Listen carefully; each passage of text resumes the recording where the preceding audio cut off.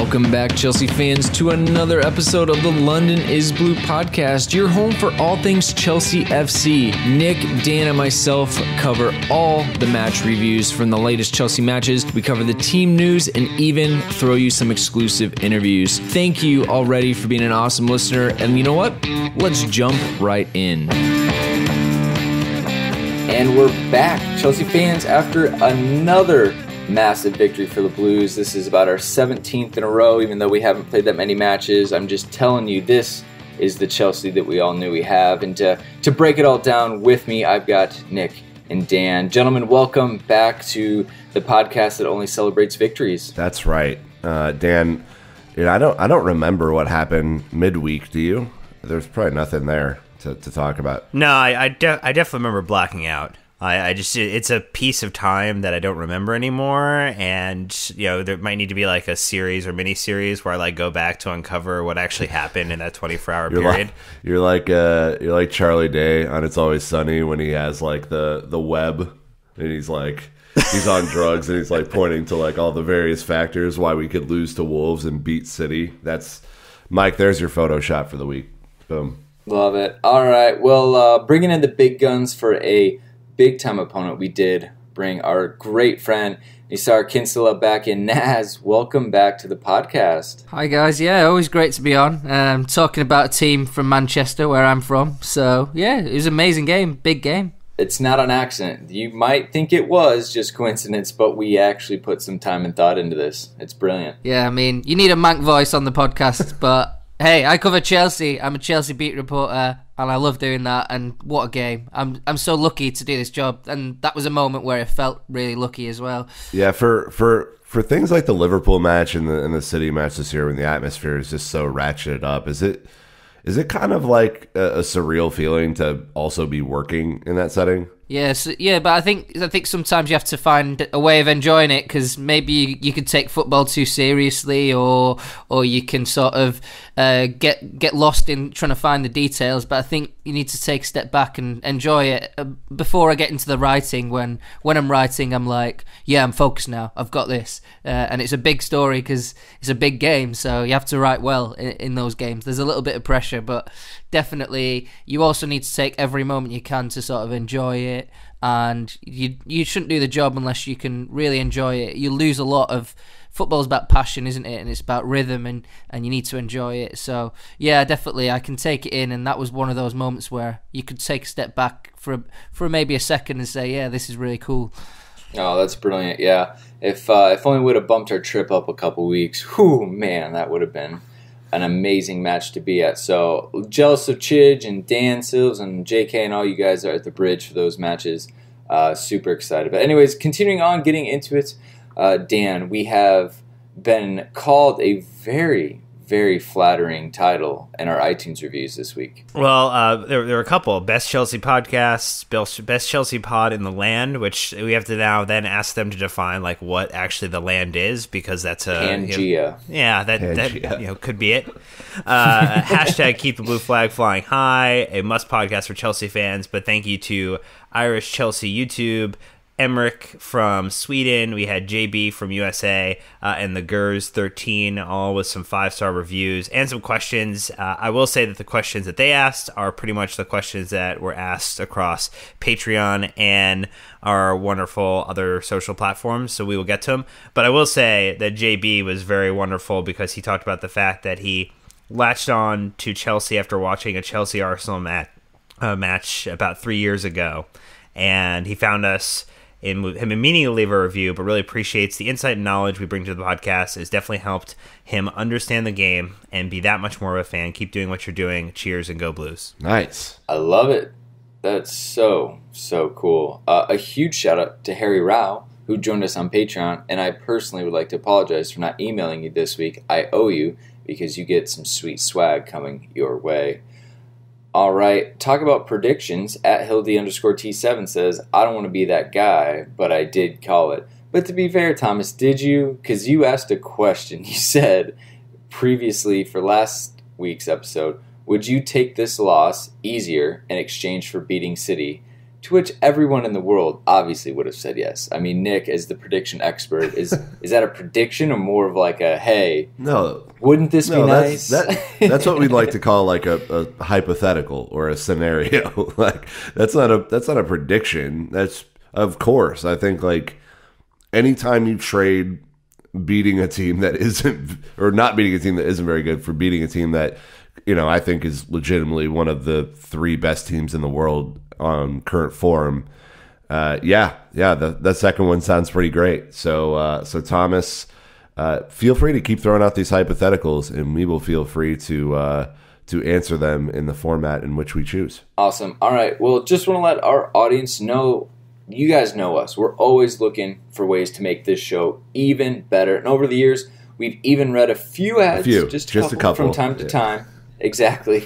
And it's just to support the show financially so that we could do more content, live shows, and giveaways. So we have an announcement. Recently, we were invited to join Anchor's new podcast service, and as a part of that change, we will have ads read by yours truly, by Dan, by Nick, by Mike. It's going to be great. It's coming from us. It's going to have our personality, and they're going to be from companies that want to partner with us to let you know about what they have to offer. So again, we know the ads are not the star of the show when it comes to podcasts, but we hope to add a bit of personal flavor to help you get through them. And this is a change that we're excited to make, so bear with us at the beginning. Always, always, always feel free to send us questions and emails about how we're doing with them and any ideas to make them better. So with that being said, here is potentially your first ad from us via Anchor.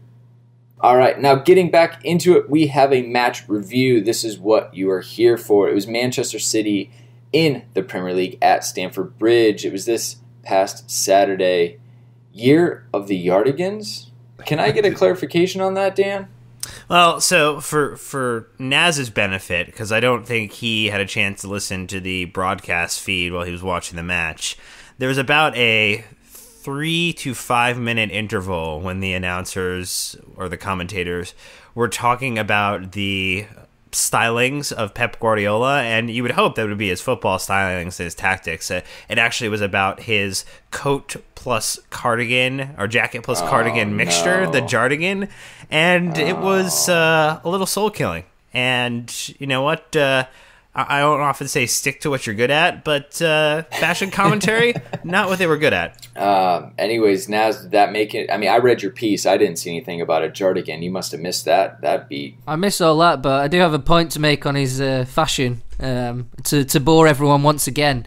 I like how he's definitely taken a little bit of the Manchester fashion. There's definitely like a sort of subculture that comes from Manchester, and Guardiola's sort of looked to adopt that and to try and get like fans on side even more. Well, he's playing great football, but he's also got the fashion, so he's the complete package for Mancunians, really. Oh, hipster Pep. Dang it. He does it all. All right, well, getting back to the scoreline, Chelsea 2, Manchester City 0.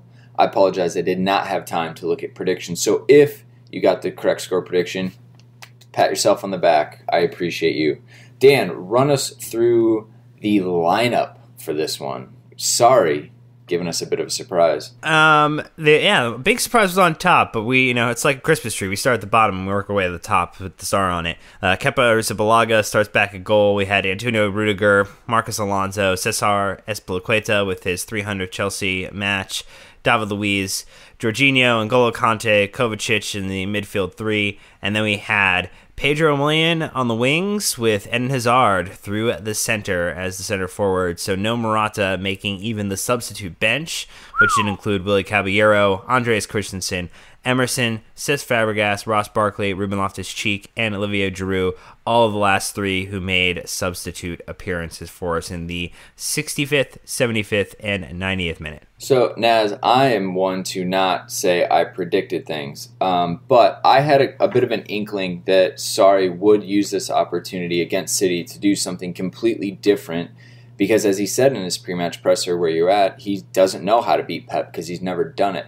So he'd been saying, nope, I'm not going to play with Eden Hazard as the striker. I'm not going to play with Pedro or a small person in that role. I want it to be Giroud Morata.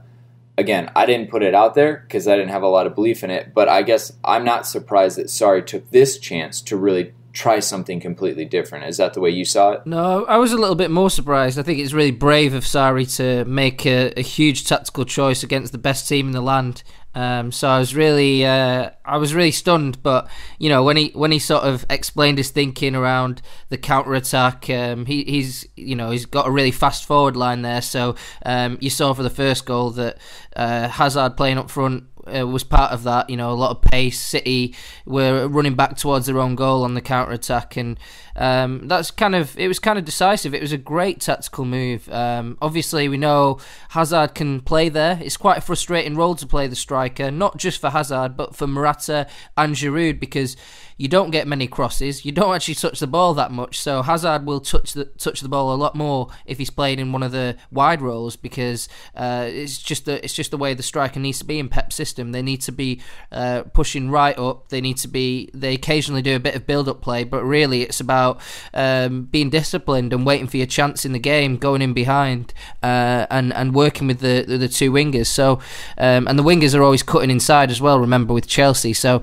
it's quite a frustrating job, and I think that I was a little bit surprised because Morata is quick as well, so he could have easily played, but there's obviously not quite that trust there, and I think a lot of it actually was a decision in a defensive way. You could ask, why would you make a decision on Hazard in a defensive way? It's because Chelsea defend in this pressing system, so that's exactly why he can press even faster than Morata or Giroud, because he is quicker, and then you've got two other fast forwards on the wings who are doing the same. So I think that was a huge part of it, and the threat that people like Kyle Walker bring to teams that they come up against. But I mean, Eden Hazard doesn't like pressing. I mean, right? Sprinting, running around, chasing people. He definitely got him to buy into it. It was a huge change, like you said. And talking about changes tactically, Chelsea with only 38.7% of possessions, City at over 60%. Now here's where it gets fun. City had 14 shots, 4 on target. Chelsea, uncharacteristically, had 8 shots and 5 of them on target. Much, much, much more clinical. You start to get into the touches, which usually Chelsea are crazy. 615 to City's 844, 411 passes to City's 642. And here's where I think we're going to really get into a lot of the differences in this match. Chelsea with 26 tackles and 31 clearances. City only had 19 tackles and 10 clearances, and they had 13 corner kicks. My personal favorite stat, Nick, only 1 offsides today. I mean, that's amazing. Yep. Yeah, I do remember that. This was, I think overall, this was just a massive shift for Maurizio Sarri to sit back, to be a little bit more patient defending than in possession. And to, I think we're going to get into this with some of the individual performances, but to really trust his, experienced players to step up in a big match, much like they did against Liverpool earlier this season at home. And, I was really impressed because in previous episodes we've called Sarri a little bit tactically inflexible, and he proved yesterday that he can think outside the box. It's almost as if, Nick, there was a plan B. Whoa. Remember? Can we confirm that? Let's play back the clip of us saying, there's never a plan B in this spot.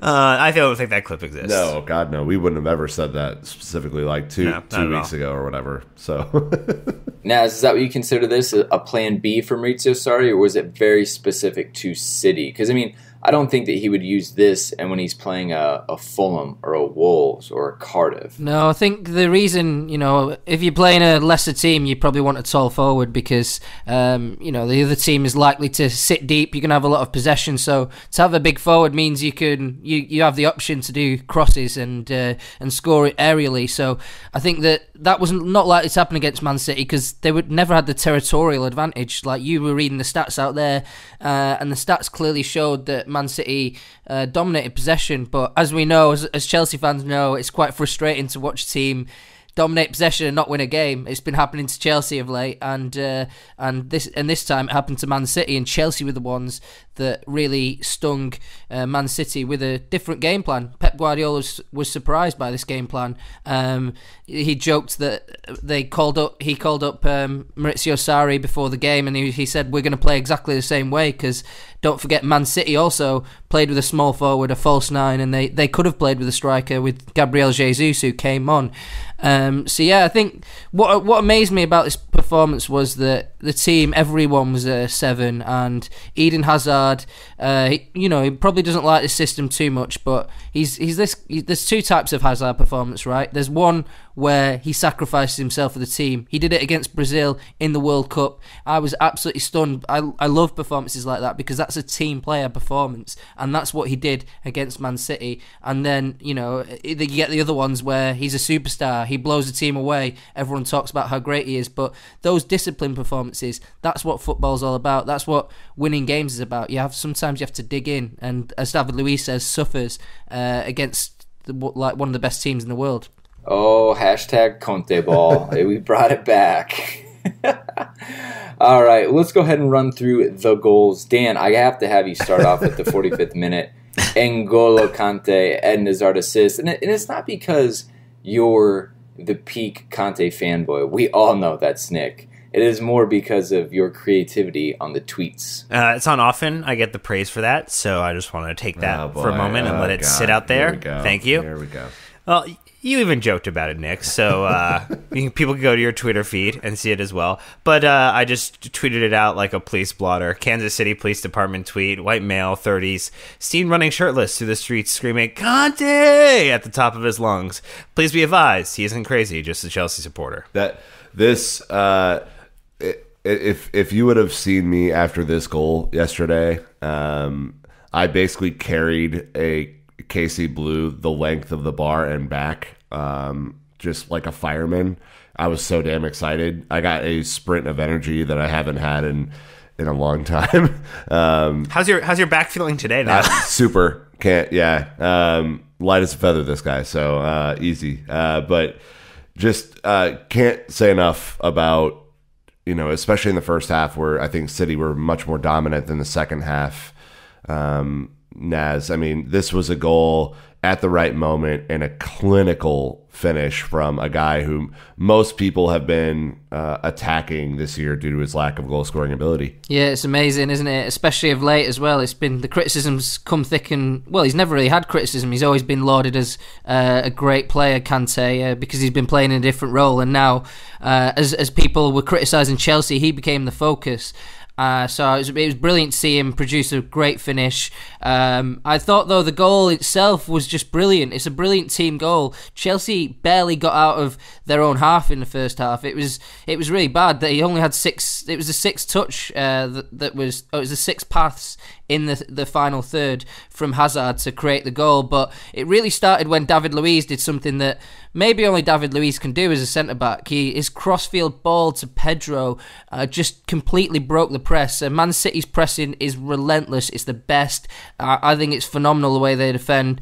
But David Luiz just was like, okay, well, I'm going to try this. And he's technically good enough to produce unbelievable 60-yard crossfield ball to Pedro. Pedro carries the ball. Willian receives it, cuts inside. They lose it after Willian crosses it, but Alonso follows up like he always does, flying into the box. And Hazard, if he meant that pass, which I'm still unsure about, but if he meant that pass, that is absolutely genius. I mean, that's every bit it's completely different to David Luiz's pass, but it's just as good if he meant that, because how he saw Kante just busting a lung to get in the box late. Kante barely even got in the box for that stage. It wasn't even his job. Sarri said he needed to be close to Jorginho because that's how good City are. But Hazard found him, and Kante, great finish. It's just the whole goal. It involved loads of players. It sums Chelsea up, the fact that loads of players played brilliantly, and that goal, loads of players decided, yeah, we are good enough to beat City, and this is our moment. And it was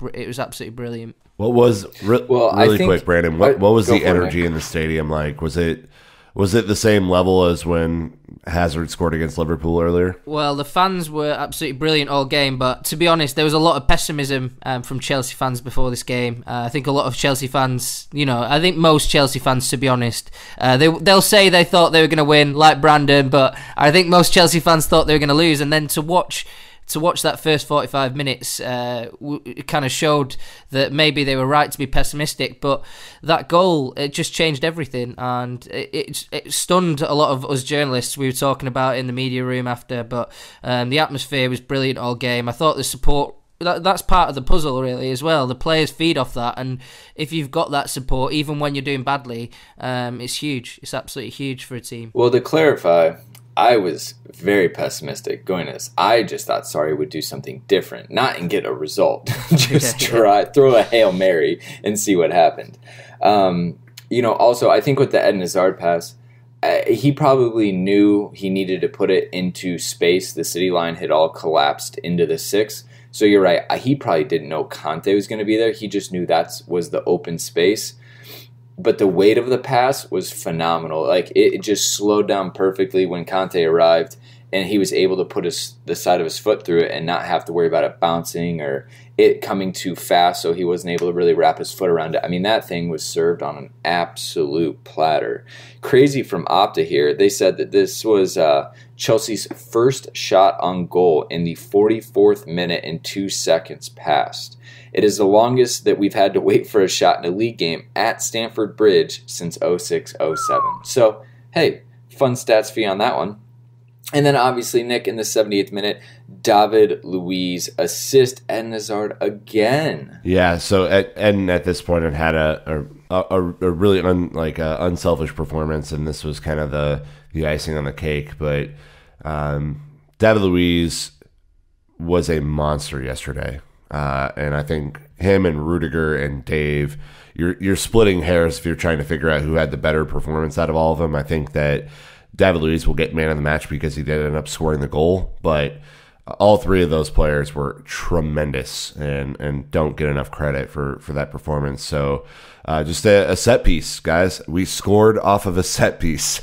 I'm not sure how or why. It was this one, and it was kind of a goofy looping header that kind of just fell. Very glad Marcus Alonso didn't try and touch that in or anything, because I think he was offside, but regardless, it was a great goal, sealed the win. Naz, this was something that I think gave Chelsea fans a lot of relief because there was such little time left in the game for City to come back, and it was probably just one of those moments where the double knee slide between Luiz and Barkley was warranted, huh? Yeah, Chelsea got a lot better in the second half, and they probably. I agree with what Maurizio Sarri said rather than Pep Guardiola. Guardiola thought, he was complimentary to Chelsea, but he thought that the result probably wasn't fair. That's the vibe I got. But Sarri said they deserved to win, Chelsea, and I agree. But the goal, it's actually a really good header.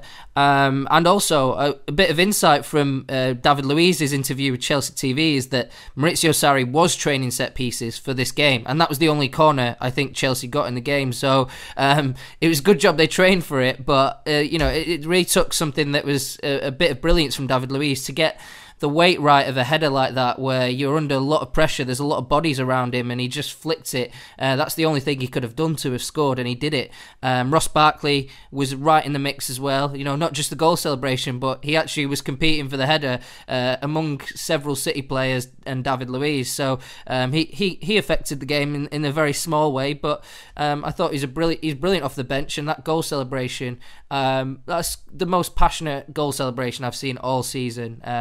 And like you said, that was like a relief moment, Nick, and I just thought it was brilliant. Yeah, I mean, to me, it showed, like, to your point about the celebration itself, it showed, I think, an incredible amount of let up and frustration, maybe leaving David Luiz, and it's just one of those moments where you could kind of see like a lion's roar, maybe I'm not. It's about sacrifice as well, because the players were like, people like Hazard were sacrificing themselves from minute one to the end. That takes incredible discipline. It's kind of frustrating to play without freedom and creativity, but it's so satisfying when it comes off. It's great to win like that with your teammates. It's one of the real joys of football when you pull off a sort of semi-underdog win like that through discipline and hard work and brilliant tactics. Right, and I think for David Luiz, Dan, this was a moment where he got to say, I played really well defensively all game, no significant gaffes to speak of, and I'm kind of the clincher in this moment, and maybe let's not write me off too quick, and send me on my way to MLS. Well, and that's why, in the press conferences and Naz reports on this and asked about the extensions for players like Cesc Fabregas or like David Luiz. Mauricio Sarri does value what Luiz brings to the table in terms of his desire, in terms of his fight, in terms of his determination, his ability to play the ball forward, his ability to be dangerous in set pieces, and hopefully at some point we'll get one of these David Luiz free kicks in for a goal again soon. That would be amazing. But in general, he's someone who all of us will remember, very, very fondly, years down the line, decades down the line as Chelsea supporters. And, there'll be the undercurrent of, he made some mistakes, or, he did a couple crazy things occasionally. But in general, you'll remember the gutsy bravado and just swashbuckling, performance of this player that, we all have come to love in spite of his faults. And today his faults were microscopic in comparison to everything else. Well, I think that that gives us a lot of stuff to talk about as we dig into the game a little bit. I know a lot of the chat was about the striking options, but if we want to flip it up and talk about our defense, like you'd said, Naz, David Luiz and Azpilicueta have both kind of been under a little bit of pressure. Definitely David Luiz after the Spurs match was under fire for his maybe rash decisions, poor decision making that he put in. Do we essentially? It's easy for us as fans to get caught up and just react to the moment or the singular match, but it seems like with Azpi signing a new deal, there's even a lot of questions if that was good value. I think that overall, if we look at a body of work, these two guys have more times than not proven out to be good. I guess what are your takes on kind of a lot of fans and not to put it all on Twitter, but just kind of the rumblings, grumblings of Azpi's not up to it, David Luiz is beyond it, when we can see that Nick always likes to talk about this season Liverpool and City now, but we've seen Azpi having great performances, including this one this season.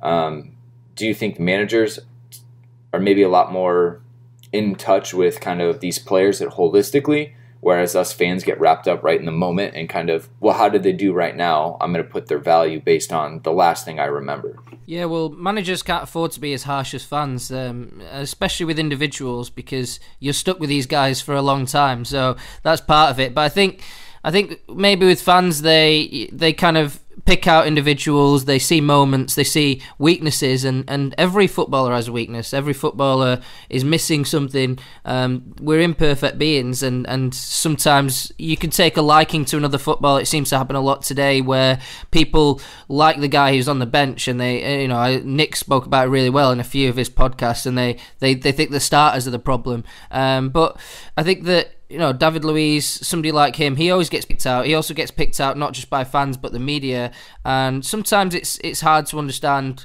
why he plays, because you see a defender is supposed to defend. Why is he's not the best defender? But Chelsea defend in a completely different way. Hazard, Sarri was talking about Chelsea's poor defending in the context of Hazard. He was saying that because it's a team, the way he sees it is a team effort to defend. There's no players, there's no passengers in this Chelsea team.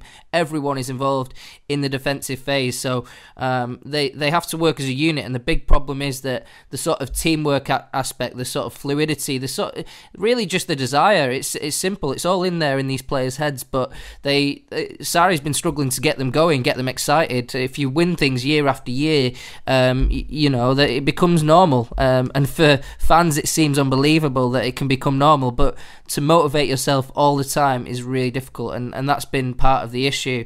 Now, David Luiz, he produced moments in that game that I'd say no other defender in the Premier League could do. Maybe John Stones and Laporte, maybe they could do that pass that he produced, but there's barely anyone who could do that pass for the first goal to Pedro. And it's also about his personality behind the scenes. He's a real leader, and Sarri called out Chelsea for a lack of leadership, and I think that it's funny that he said that, and the two best players, in my opinion, in that game were Azpilicueta and David Luiz, the two biggest leaders, in that starting lineup. So I thought that was, there was a lot of fire in Chelsea, and they've been struggling to find that fire, and Sarri thinks that's normal. Well, I think what was interesting, too, is that, we talk about Azpilicueta, we talk about Luiz, Rudiger had a really strong game as well.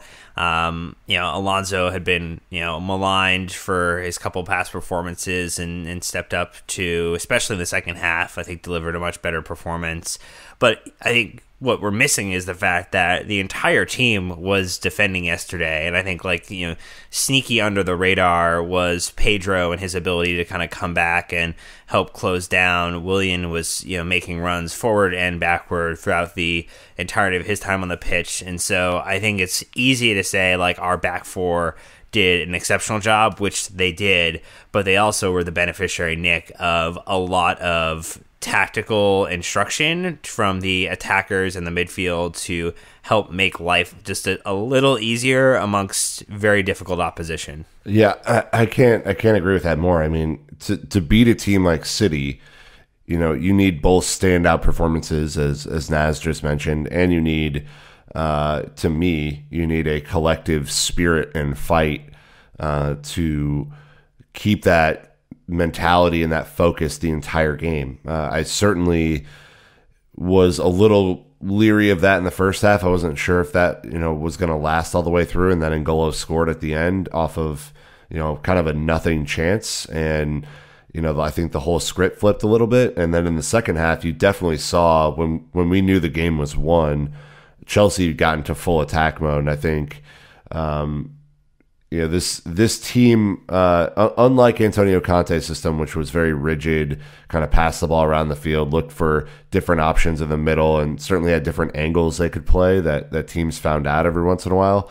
I think Maurizio Sarri's team is more of an amoeba. They move together, they kind of shift around in different spots during the game, and I think they make it really challenging for opposition who are, like City, who are used to kind of just having their way with teams, to figure out where our areas of weakness are. And I think that the team just deserves a massive amount of credit for defending with everything they had yesterday. Amoeba is a single-cell organism, right? Yep. Okay. Just clarify. I hate you, Dan. Moving on. Thanks, Brendan. No, you talk about the team and it's a system thing as well. Azpi, Luiz, Rudiger, even Pedro, there's no knock on him for his work ethic. That is for sure. But it's Rudiger especially. I mean, just chasing down people down the flanks as well, which is something that is nice that he can do, because we know that's a little bit out of Luiz's comfort zone. How much do you think the midfield played into this, Naz? I know you were putting out a bunch of stat tweets yesterday, one of them being that Jorginho only had 47 touches, or was it passes? Yesterday, but yet he was still found to be effective. Yeah, it was. Jorginho only touched the ball 43 times, so and he ran more than any other Chelsea player against Man City. Generally, I think if you said 13 kilometers he ran. Oh, 13 kilometers, yeah. So if Jorginho's running a lot, it means that Chelsea aren't in control of the game for long periods. I always whenever you see that Jorginho's touched the ball a lot, he generally hasn't run the most, but when he hasn't touched the ball a lot, he is running a lot. So what I think that's great about that is, and what was unique about Jorginho is that it was the first time really that where he hasn't really had a lot of the ball, where he still influenced the game in a positive way, and that's part of the teamwork, that's part of the sacrifice. He looked in great shape against City, but everyone was a 7. Kovacic he really stood out in a way to me, because I had never seen him really dig in and fight, and I thought he was really good at regaining possession. Chelsea couldn't keep it for very long, but in the first half, he was a big part of the team effort, and he's somebody that comes in for criticism as well. Some people love him, some people want to see the local boy play, Loftus-Cheek, but the reason he was chosen for this game is because he is tactically superior, in my opinion, to Barkley and Loftus-Cheek defensively as well. It's just, you can just see it in the fact that he's got a lot of experience, a lot more than these two other players. Experience at Real Madrid, experience at Inter Milan, and Chelsea can benefit from that in a big games context like this. So it was, the midfield was good. I think that Sarri was really satisfied with N'Golo Kante as well. Lots of people said he covered every blade of grass, but it's actually Jorginho that covered more blades of grass. So big shout out to his display. But yeah, it was just great to see everyone really gelling together in that sort of team effort. There was great moments of individual defending, like Nick touched upon, but they would never have achieved anything if it wasn't for a sort of ability to come together as a team and really find a solution to stop Man City. And it was pretty much complete performance.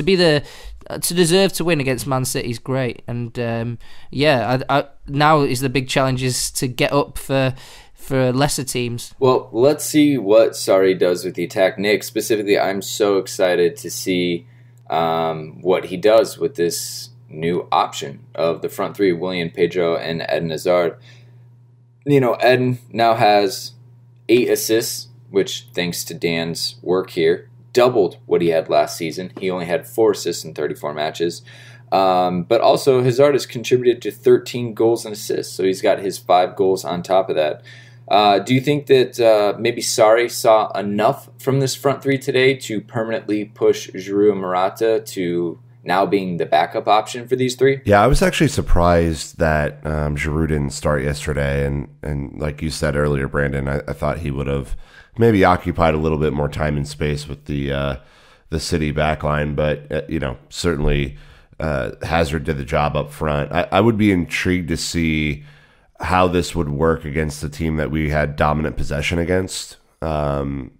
This front three interchanges a lot, and I think at times when you had Willian and Pedro and Hazard running at the City defense in kind of a crisscrossing motion, that has to be hell to defend against. I would imagine that would just be incredibly difficult to kind of pick out the threat and close down that much space. So I'm intrigued by it. Certainly, I think Pedro might be better from like a timing of the run standpoint to maybe play in the center. But I know why Sarri put Hazard up front, and I think it allows Willian to be on his preferred left-hand side so he can cut in on his right, and I think that works really well. So it's an interesting threat, Dan. I'm not 100% sure how this will look when we have more dominant possession. Yeah, it's going to be interesting. I think when you have possession, you're probably going to want someone like Giroud or a natural number 9 to be in that position. I think you want to give someone like Eden Hazard the ability to work with the ball at his feet and to receive it in stride so that he can cut into or cut at defenses and defenders and try to kind of put the ball behind the net. So I think there is a benefit there. So I think this is going to be an option. I don't think it's going to continue to be the preferred option, though. If you look at what we like to do typically with Sarri wants to have possession and maintain possession, and that involves recycling the ball. It's not about trying to just cut out the passing lane and then give you then the opportunity to win back the ball all the time. He would not rather be less winning because you have possession already now. So I think this is going to be an option we see occasionally. I don't think it's going to be what we see all the time.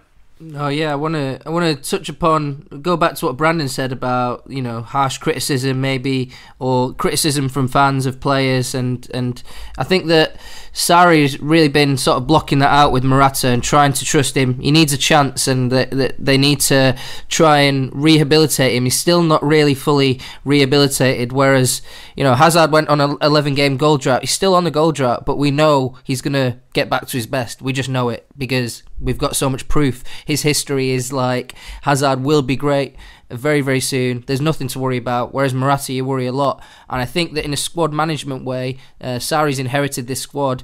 Does he want to alienate the strikers straight away by playing false nine? I don't think he does. I think that a lot of the way he's handled this squad so far this season is, he needs to keep Morata involved. He needs to keep Giroud involved, because these guys are just the guys he's inherited, and they are good players. One's a World Cup winner, the other one played for Real Madrid and Juventus. So I think that it's been clever. I wonder if he would naturally like to play a false nine more often. It would mean more games for Callum Hudson-Odoi, which would be great for a lot of people. But yeah, it's an interesting one. But I think that against big teams, we're more likely to see it. We've seen it against Man City, but it's really sort of a Conte tactic as well. Looking back at last season, Chelsea's best performances, apart from Atletico Madrid, was against Barca. They were brilliant against Barca. Actually, even when they got beat 3-0, they played pretty well in that game, and it was just a case of Courtois keeping his legs open and Messi brilliance and things like that. So yeah, I think that the false nine is great against those really, really, really top teams. And there's only really one team that Chelsea need to use it against, and it's Man City, because they're not in the Champions League, they're in the Europa League, and I expect Chelsea to be pretty dominant for most of the Europa League, maybe until the quarter-final stage where they meet a top team. Like Spurs? Oh.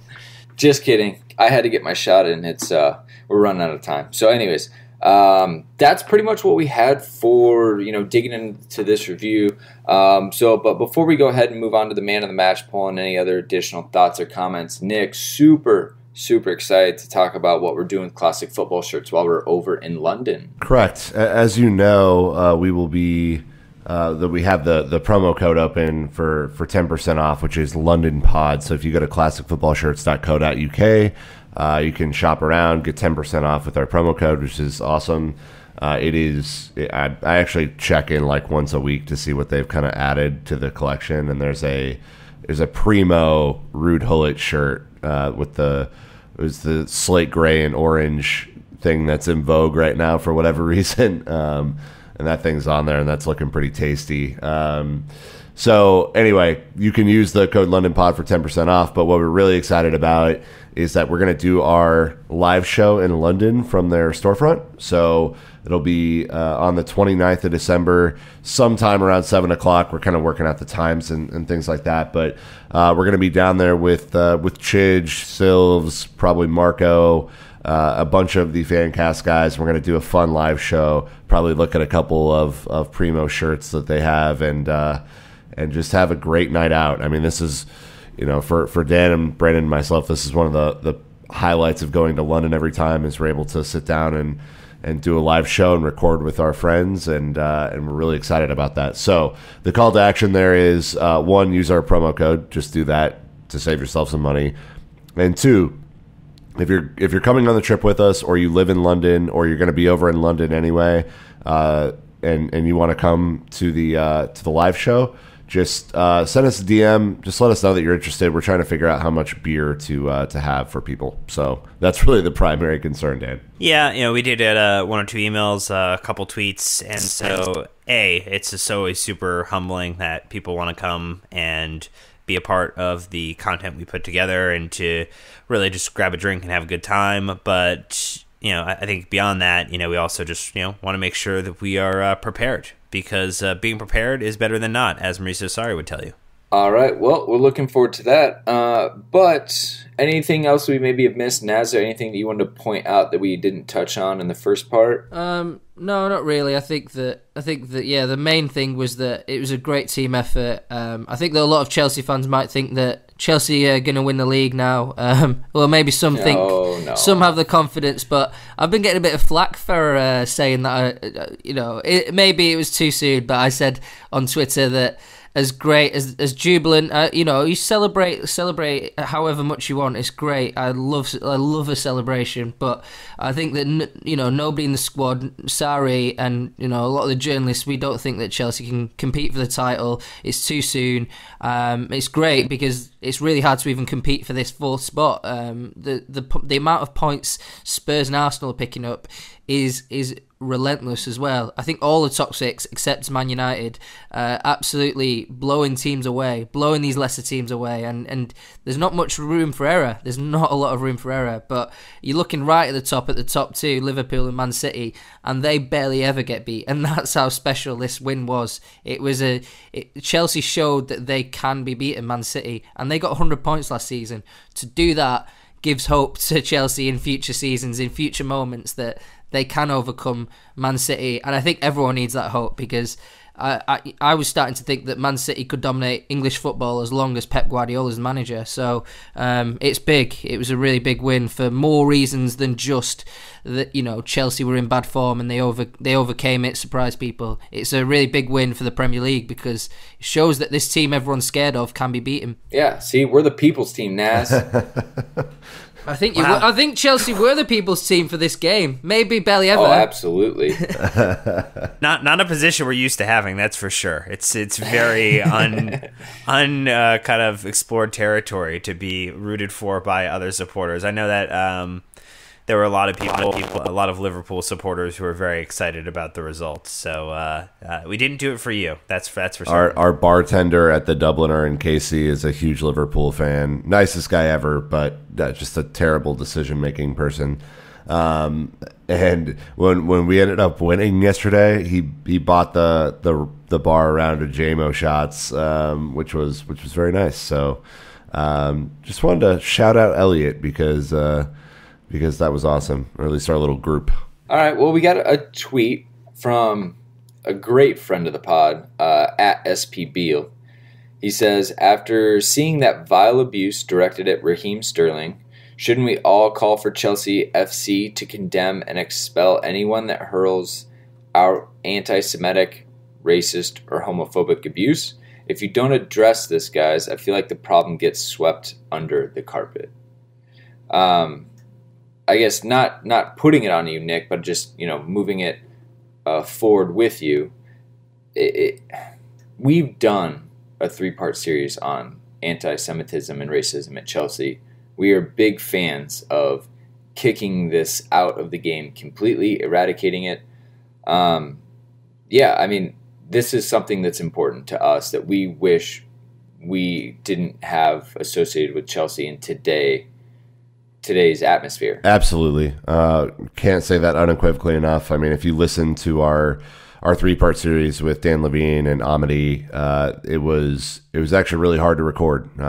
We put a lot of thought into that piece. We realized that we're 3 white guys from the United States, and the impact that Raheem Sterling feels on a weekly basis and the impact that I feel in Kansas City on a weekly basis are 2 different things. It's something that's completely unacceptable, especially in 2018, almost 2019. Like, we have to figure this out. I don't understand how this kind of thinking prevails in society these days, but I actually just really want to give credit to Raheem Sterling for coming out and basically sharing what happened to him and the path forward. So I guess, Brandon, do you want to read his statement, then maybe we can have a chat about it? For sure. Good morning. I just want to say I'm not normally the person to talk a lot, but when I think I need my point to be heard, I will speak up. Regarding what was said at the Chelsea game, as you can see by my reaction, I just had to laugh because I don't expect any better. For example, you have 2 young players starting out their careers, both play for the same team, both have done the right thing, which is buy a new house for their mothers, who have put in a lot of time and love into helping them get where they are. But look at how the newspapers get their message across for the young black player and then for the young white player. I think this is unacceptable both innocent, have not done a thing wrong, but just by the way it has been worded, this young black kid is looked at in a bad light, which helps fuel racism and aggressive behavior. So for all the newspapers that don't understand why people are racist in this day and age, all I have to say is have a second thought about fair publicity and give all players an equal chance. And I guess, I want to toss it to an expert in this arena, which would be Naz, who understands both of the, not only the nuances of writing for a publication, but also you've experienced some of this stuff yourself, right? Yeah, for sure. So, when I was younger, I played football, like many of us. My passion actually grew from playing the game. I'm from Manchester, so I played for a team called Swinton Boys, a small town in Salford. Played in Lancashire, Greater Manchester, and often, I would, get abuse. Basically, it's as simple as that. I would get racist abuse. It's not normally inaccurate racist abuse because I'm half Moroccan, and I'd get called Paki or all sorts of other slurs, which are just awful to hear. And this is when I was 7 years old. Remember, so it started from when I was 7 years old until maybe about 14. And now, like Raheem Sterling says, it's laughable. You just laugh these things off when you're an adult, but when you're a kid, it sort of does fester. It does hurt, and it leaves you jaded. I quit the sport for 2 years because I was just fed up with it. I was fed up with showing up on a Saturday, playing with my teammates, and having these incidents happen every now and again. Maybe it was about once every 2 months or so. Obviously, no child deserves that. And where does it come from? I don't think that. No, I don't hate the people who said this kind of stuff to me. I don't hate them at all. I think that they're kind of fed this kind of rhetoric. This is the language they're taught in the newspapers, in the media. And I can absolutely sympathise with what Raheem Sterling's saying. And I think that I hope I've got some optimism because there's lots of powerful people in the media sort of taking this really seriously, and it is a responsibility. If you have the platform to publish to a large audience, it's your responsibility to not be hate-filled. Whatever, we've got the internet now, so you might have a great Facebook page, you might have a podcast like you guys, you might have a Twitter account with loads of followers. It's your responsibility to not pump out hatred, to make the world a better place, and for Sterling to point to the example of the young people, it's the power of language. That Phil Foden and Ari Adebayo, both getting treated in a different way. It shows the power of language, and this is getting repeated on a day-by-day basis all the time. All the time it's reinforced and getting pumped out onto the internet, into newspapers, and then it kind of feeds up even into broadcast and radio.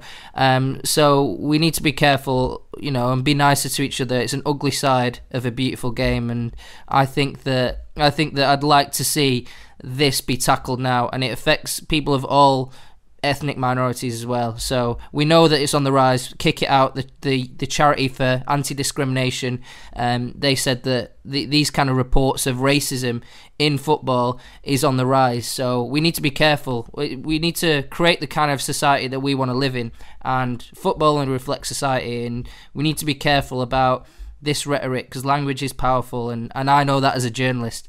But yeah, I think in this incident that sort of caused the debate, let's wait until the investigation has delivered an answer before really showing strong opinions about it. It looks bad, and it makes you angry seeing that, but we don't know what was said really just yet. So we need to wait.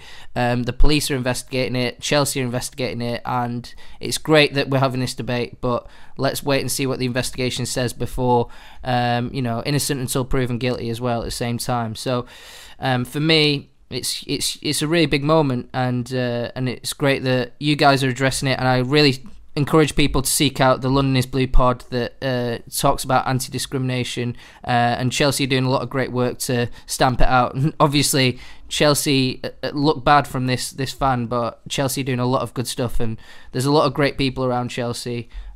So these guys are the minority, and we need to keep working to improve our society. All right. It's we're going to see and I think an example of that is in the middle part of next year, we're going to have Chelsea come over and play a match in Boston with the where the New England Patriots play, but the New England Revolution also play there. Owner Robert Kraft, also a big part of the Jewish community, along with Roman Abramovich, and there's another Say No to Anti-Semitism campaign there. So the club is very proactive, and I think what we'll continue to see is as these incidents pop up, they'll be dealt with swiftly, they'll be addressed quickly.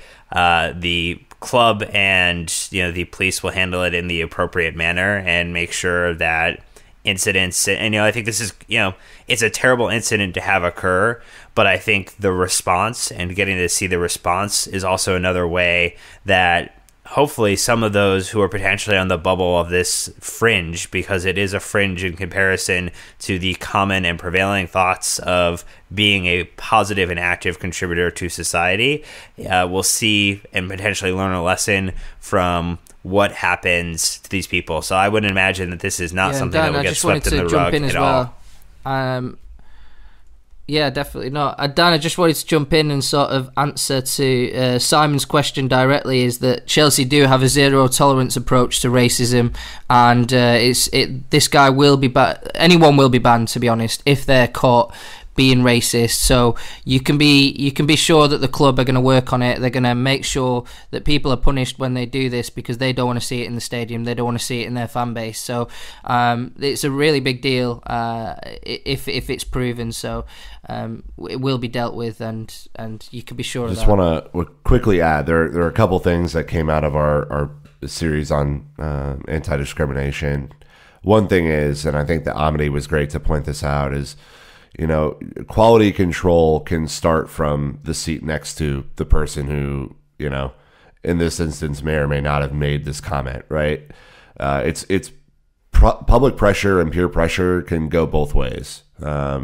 If you have a group of people around you who are all doing, stupid stuff, that can certainly encourage other people to do stupid stuff. But if you have a group of people around you who are like, man, like, what are you doing? Like, it's one thing to talk, some smack to a player for a bad performance or for missing a corner or whatever. Like, you can talk about performance related stuff all day, and there's no harm, no foul there. That's part of the game. But anytime you kind of breach that topic and get into anything that would be, considered, discrimination, I think it's just crazy. So I would hope that, and I know there are really good fans out there, especially, kind of in the ends, in the shed, and the Matthew Harding upper and lower, that are able to kind of use peer pressure the other way. And I would hope that is happening more regularly than we are even told about, Brandon. Yep.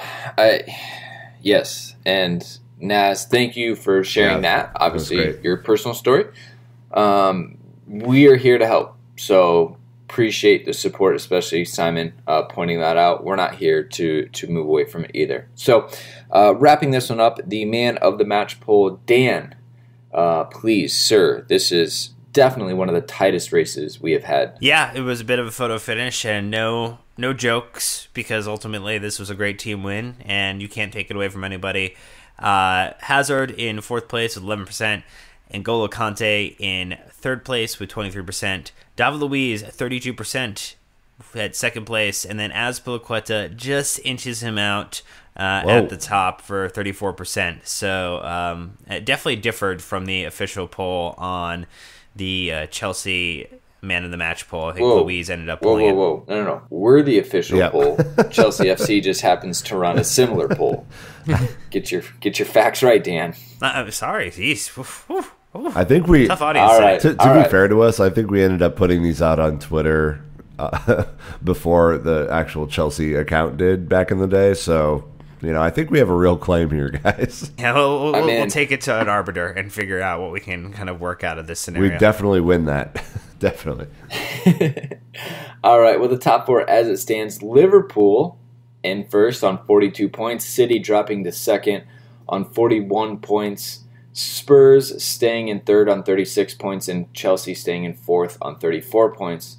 Thanks to goal difference, because Arsenal in 5th on 34 points. United, this is for you, Naz, big jump up to 6th on 26 points. Still a bit of a gap, though, between 6th and 5th.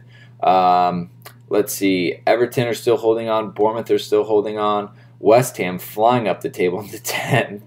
And then the bottom is just getting worse and worse. Fulham, Southampton, Huddersfield in 20th, 19th, 18th respectively. Burnley jumping up, Palace sliding, Newcastle sliding, Cardiff just running away on 14 points right now, escaping that drop zone. But guys, as we were talking about, a phenomenal result. It is going to take us quite a while to come down from this high.